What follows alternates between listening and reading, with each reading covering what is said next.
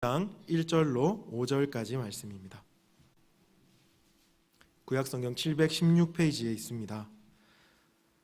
제가 한 절, 여러분들이 한 절 교독하여서 에스라서 5장 1절로 5절 말씀을 함께 읽겠습니다. 제가 먼저 읽겠습니다.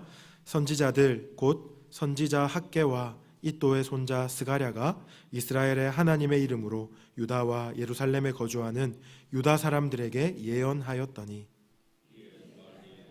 스룹바벨과 요사닥의 아들 예수아가 일어나 예루살렘에 있던 하나님의 성전을 다시 건축하기 시작하매 하나님의 선지자들이 함께 있어 그들을 돕더니 그때에 유브라데 강 건너편 총독 다뜨네와 스달보스네와 그들의 동관들이 다 나와 그들에게 이르되 누가 너희에게 명령하여 이 성전을 건축하고 이 성곽을 마치게 하였느냐 하기로.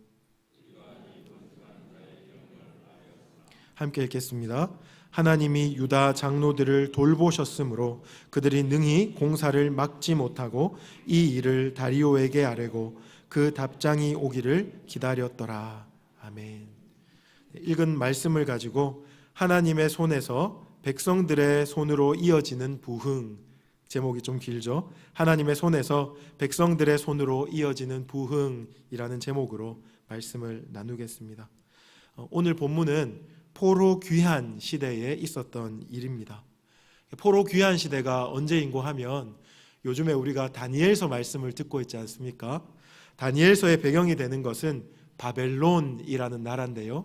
바벨론이 망하고 난 다음에 바사라는 왕국이 세워집니다.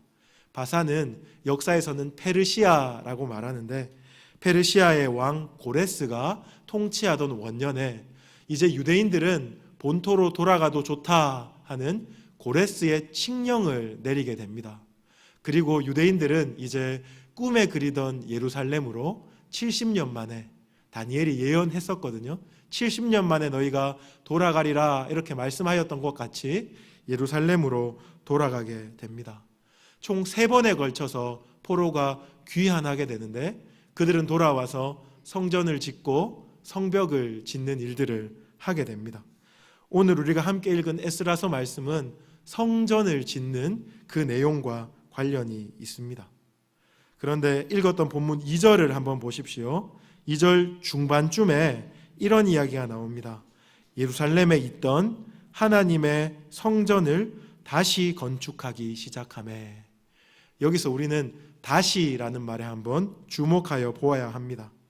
여기서 다시라는 말은 원래 성전 건축이 시작되었었는데 중간에 어느 기간 동안 멈추어져 있었다라는 말을 의미합니다.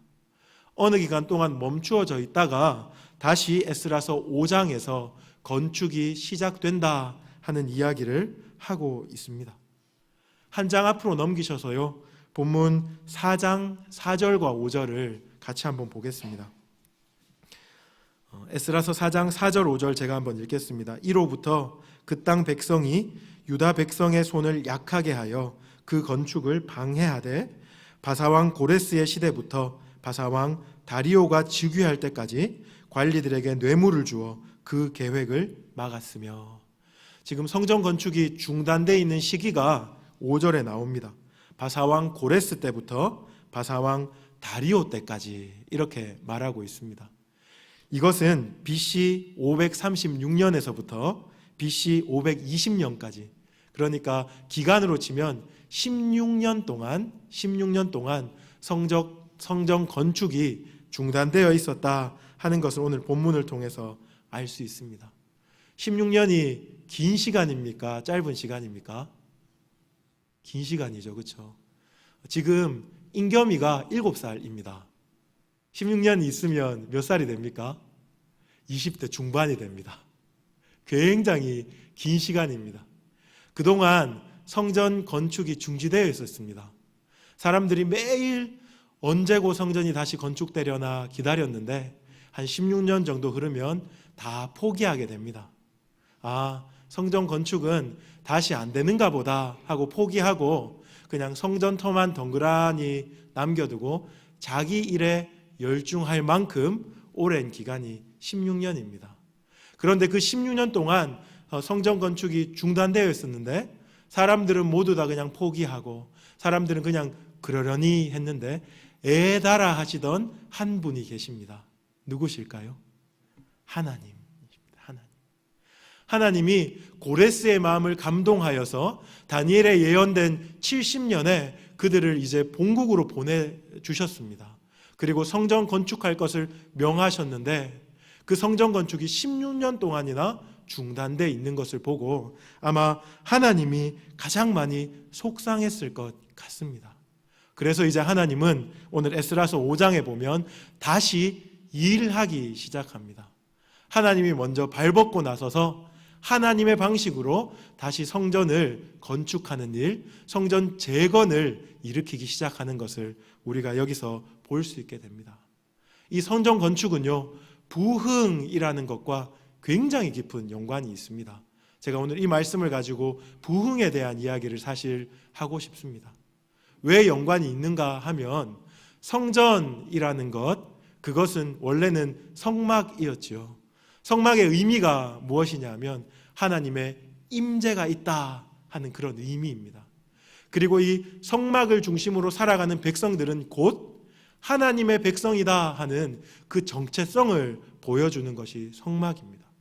근데 이 성막의 개념이 온전히 성전의 개념에 연결되었습니다. 그래서 성전 또한 하나님의 임재가 있고 이 성전이 있는 그 중심에 하나님의 백성의 정체성이라는 것이 있는 것입니다. 그래서 하나님께서는 이 성전이 재건되기를 그토록 원하셨습니다. 그냥 건물 하나 짓는 그런 이야기가 아니고 이스라엘 백성이 하나님의 백성이라는 정체성이 회복되는 사건입니다. 하나님의 임재가 다시 이스라엘에 머무는 그런 사건이 성전 재건입니다. 이것이 오늘날로 말하면 부흥입니다. 부흥.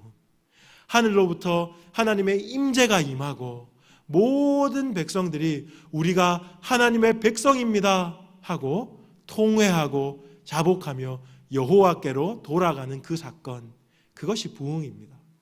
오늘 에스라서 5장을 통하여서 우리는 어떻게 하나님께서 하나님의 일, 성전 재건, 곧 부흥을 일으키시는가 하는 것을 우리가 분명히 살펴볼 수 있겠습니다. 1절을 한번 보십시오. 1절을 보시면 하나님께서 부흥을 일으키실 때, 하나님이 성전 재건을 일으키실 때 가장 먼저 선지자들을 사용하신다 하는 것을 우리가 알 수 있습니다. 1절을 제가 한번 읽어볼게요. 선지자들 곧 선지자 학개와 이또의 손자 스가랴가 이스라엘의 하나님 이름으로 유다와 예루살렘에 거주하는 유다 사람들에게 예언하였더니, 하나님이 그들을 감동시키셨습니다. 선지자들을 불러서 너희가 이 백성들이 16년 동안이나 망연자실하고 성전 재건을 하고 있지 않는데 이들을 감동했으면 좋겠다 하고 선지자들을 먼저 감동하십니다. 오늘 에스라서 5장에는 굉장히 짧게 학개와 스가랴를 하나님께서 부르셨다. 그리고 하나님의 이름으로 그들에게 예언하게 하셨다. 이렇게 나옵니다. 그런데 하나님이 그들을 감동하신 사건은 우리가 잘 알고 있듯이 학개서와 스가랴서에 잘 나오고 있습니다. 우리가 학개서만 한번 찾아보기를 원합니다. 구약 성경 1310페이지 1310페이지 학개서 1장 3절로 5절까지 말씀인데요. 한번 찾아가 보시기 바랍니다. 1310페이지에 있습니다. 학개서 1장 3절로 5절. 우리가 한 목소리로 같이 읽겠습니다. 여호와의 말씀이 선지자 학개에게 임하여 이르시되 이 성전이 황폐하였거늘 너희가 이때에 판벽한 집에 거주하는 것이 옳으냐? 그러므로 이제 만군의 여호와가 이같이 말하노니 너희는 너희의 행위를 살필지니라. 지금 하나님이 학개에게 말씀하십니다. 너희가 이같이 행하는 것이 옳으냐라고 책망하시면서 너희의 행위를 살필지니라 하고 그를 흔들어 놓고 계시는 사건을 우리가 볼 수 있습니다. 하나님의 말씀이 학개에게 이렇게 임하자 학개가 이제 16년 동안 멈추어 있던 성전 재건에 대해서 이스라엘 백성에게 말씀을 시작하는 것이죠. 뿐만 아니라 스가랴서에도 마찬가지입니다. 읽지는 않겠지만 스가랴를 사용하셔서 성전 짓는 일이 유대 백성의 정체성을 회복하는 일이다 라고 하나님께서 스가랴에게 말씀하십니다. 이처럼 하나님은 하나님의 일을 시작하실 때 가장 먼저 누구를 사용하십니까? 학개와 스가랴, 곧 선지자들을 사용하십니다. 그들에게 말씀을 주심으로 그들이 또한 하나님의 말씀의 통로가 되어서 백성들에게 하나님의 말씀을 전하도록 하시면서 부흥을 시작하시는 것입니다. 이것을 오늘날로 적용해 보면 오늘날 선지자는 누구입니까? 오늘 선지자는 뭐니 해도 목회자겠지요. 하나님이 부흥을 주실 때 먼저 목회자들에게 하나님의 말씀을 주시는 겁니다. 그 말씀의 능력으로 하나님의 백성들을 일으키시는 하나님의 일을 시작하는 것입니다. 그러므로 여러분께 간절히 기도 제목을 전합니다. 여러분, 목회자들을 위하여서 깨어서 기도해 주셔야 됩니다. 하나님의 시스템이 이렇습니다. 부흥이 하늘에서 뚝 떨어지는 것이 아니고 우리 담임 목사님을 통하여서 우리 부교역자들을 통하여서 선포되는 말씀을 통하여서 교회에 부흥을 주시는 겁니다. 여러분이 깨어서 목회자들이 정말로 겸손하고 하나님 앞에서 온전하여 말씀의 온전한 통로가 되도록 그렇게 기도해 주시면 참으로 감사하겠습니다. 뿐만 아니라 목회자들도 깨어 있어야겠죠. 이 시대의 목회자들이 얼마나 눈멀고 귀멀고 하나님의 음성에서 멀어졌는가 뉴스가 이렇게 보여주잖아요. 우리 교회 목사님들은 그렇지 않기를 간절히 원합니다. 여러분들이 그렇게 기도해 주시면 좋겠습니다. 이런 목회자들을 통하여서 말씀이 흘러가는데 그 다음에 부흥은 누구에게 전달되냐 하면요, 2절 한번 보십시오. 2절 보시면 이에 스알디엘의 아들 스룹바벨과 요사닥의 아들 예수아가 일어나 예루살렘에 있던 하나님의 성전을 다시 건축하기 시작하며 하나님의 선지자들이 함께 있어 그들을 돕더라. 두 인물이 또 등장합니다. 스알디엘의 아들 스룹바벨과 요사닥의 아들 예수아입니다. 스룹바벨은 누구이냐 하면요, 이때 유대인들의 정치적인 지도자입니다. 그리고 예수아, 다르게 말하면 여호수아라고 하는데 이 사람은 대제사장입니다. 종교적인 지도자입니다. 하나님이 선지자에게 말씀을 전하십니다. 그 말씀이 누구에게로 흘러가냐 하면 정치적인 지도자와 종교적인 지도자, 다르게 말하면 리더에게로 흘러가게 되는 것, 오늘 우리가 본문을 통해서 보게 됩니다. 하나님이 리더들을 다시 세우셔서 부흥의 역사에 참여하도록 하시는 거죠. 16년 동안 성전 건축이 중단되어 있었다, 여러분에게 말씀드렸습니다. 이 16년 동안 누가 가장 피말라하고 누가 가장 힘들어했겠습니까? 리더 아니겠습니까? 리더는요, 앞장서서 영광만 받는 것이 아니고 리더들은 앞장서서 굉장히 고민하고 굉장히 힘든 자리에 있는 자들이 리더입니다. 다른 백성들은 성적 재건에 대해서 이미 포기하고 그냥 자기 일에 열심히 있었을 것 같습니다. 하지만 리더들은 정말로 마음 아파하면서 자괴감에 빠져 있고 무력감에 빠져 있고 두려움에 빠져 있었을 것입니다. 그런데 하나님께서 말씀을 통하여서 선지자들의 말씀을 통해서 이 리더들을 일으켜 세우시는 장면을 우리가 또 말씀에서 볼 수 있습니다. 이번에는 스가랴서로 한번 가봅시다. 구약성경 1315페이지에 있습니다. 1315페이지에 스가랴서 4장으로 한번 가보십시오. 제가 정치적인 지도자는 스룹바벨이고 종교적인 지도자는 예수아다 이렇게 읽어드렸습니다. 스룹바벨을 하나님이 어떻게 다시 세우시는지 말씀이 오늘 스가랴서 4장 6절로 9절까지 본문에 나오거든요. 제가 한번 읽어보겠습니다. 조금 길지만 그가 내게 대답하여 이르되 여호와께서 스룹바벨에게 하신 말씀이 이러하니라. 만군의 여호와께서 말씀하시되 이는 힘으로 되지 아니하며 능력으로 되지 아니하고 오직 나의 영으로 되느니라. 큰 산아 네가 무엇이냐? 네가 스룹바벨 앞에 평지가 되리라. 그가 머릿돌을 내놓을 때에 무리가 외치기를 은총이 그에게 있을지어다 하리라 하셨고, 여호와의 말씀이 또 내게 임하여 이르시되 스룹바벨의 손이 이 성전의 기초를 놓았은즉 그의 손이 또한 그것을 마치리라 하셨나니 만군의 여호와께서 나를 너희에게 보내신 줄을 네가 알리라 하셨느니라. 지금 스룹바벨을 어떻게 위로하십니까? 큰 산아, 네가 무엇이냐? 스룹바벨 앞에서 평지가 되리라. 스룹바벨이 이 성전의 기초를 놓았은즉 그 손이 또한 그것을 마치리라. 지금 하나님께서 지금 스가랴를 통하여서 응원가를 불러주고 있는 것입니다. 스룹바벨아, 16년 동안 굉장히 많이 힘들었지. 하지만 내가 이 역사를 너를 통해 이룰 거야. 능으로도 되지 아니하고 노력으로도 되지 않지만 나의 영이 함께하여서 이 일을 내가 기필코 이룰 거야. 지금 스룹바벨에게 이렇게 하나님께서 말씀하고 계십니다. 또 한 장 앞으로 가서 3장으로 한번 가보십시오. 3장 3절로 5절, 스가랴서 3장 3절로 5절인데요. 예수와 정치적인 지도자, 제가 또한 여호수아라고 불린다고 했습니다. 3장 3절로 5절 제가 또 한번 읽어볼게요. 여호수아가 더러운 옷을 입고 천사 앞에 서 있는지라. 환상입니다.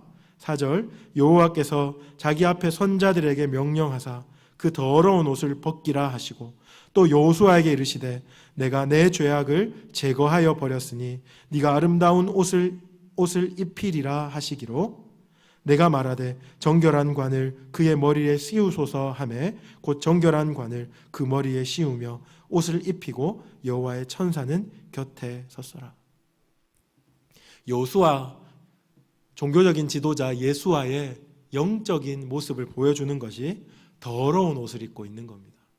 그 16년 동안, 그 오랜 시간 동안 하나님 앞에 온전치 못한 모습으로 더러운 옷을 입히고 있는데 지금 하나님이 예수와의 그 더러운 옷을 벗겨내시고 정결하게 하시고 흰 옷을 입히시고 머리에 관을 씌우시며 천사가 그 곁에 서도록 그렇게 해주시는 겁니다. 크게 위로하시는 것이죠.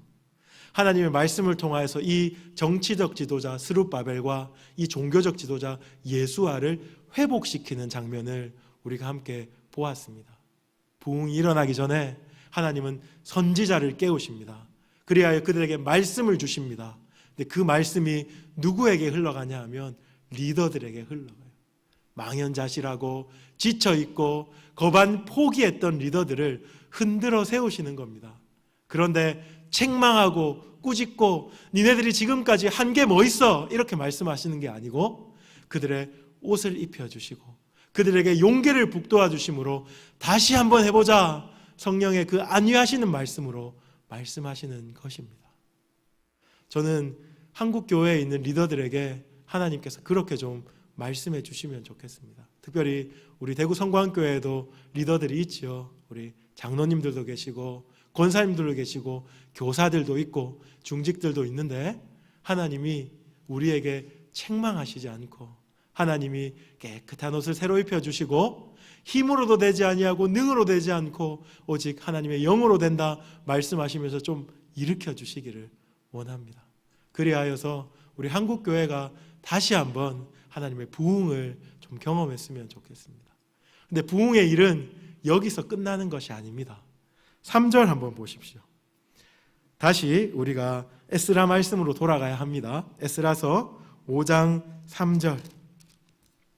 5장 3절에서 5절 말씀은 하나님이 이제 백성을 세우시는 장면을 우리가 목격할 수 있습니다. 3절부터 5절까지 제가 빠른 속도로 한번 읽어드릴게요.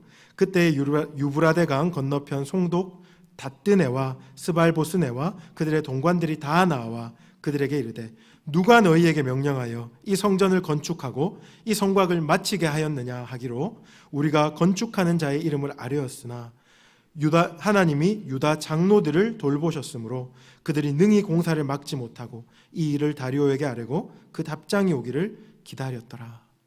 자, 이제 선지자를 통하여서 백성의 지도자들, 종교적인 지도자와 정치적인 지도자들을 일으키십니다.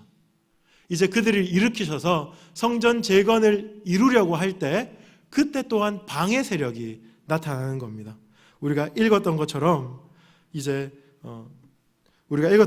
유브라데강 건너편 총독 다뜨네와 스달보스네와 그 동관들이 나와왔어요. 그리고 이렇게 말하는 겁니다. 누가 너에게 명령하여 이 성전을 다시 짓도록 하였느냐? 이 말은 뭐냐 하면요, 책망조로 말하는 겁니다. 이 성전 다시 짓는 거 불법 아니냐라고 따지는 겁니다. 이런 일이 언제 있었냐 하면 16년 전에 있었어요. 16년 전에 성전 건축이 중단됐을 때 그때도 사마리아 사람들이 와서 따졌습니다. 야, 이 성전 누가 건축하라고 했냐? 이거 반역 아니냐? 이거 페르시아 왕한테 고발하면 너네들 끝장날 거야. 이렇게 16년 전에 막 위협하고 협박했거든요. 그때 이스라엘 백성들은 속수무책으로 손에 힘이 다 빠져버립니다. 그래서 성전 건축을 포기한 겁니다. 그런데요, 16년 후에 다시 이들이 와서, 조금 다른 사람들인데요, 다뜨네와 스달보스네와 동관들이 와서 그렇게 따졌을 때 백성들의 모습을 한번 보시겠습니까? 제가 5절에서 읽어드렸는데요, 하나님이 유다 장로들을 돌보셨으므로 그들이 능히 공사를 막지 못하고, 이렇게 말하고 있습니다. 16년 전에는 손에 힘이 다 빠졌어요. 못하겠다, 이거 하다가 반역죄로 고발되면 어떡하냐 하고 포기했었거든요.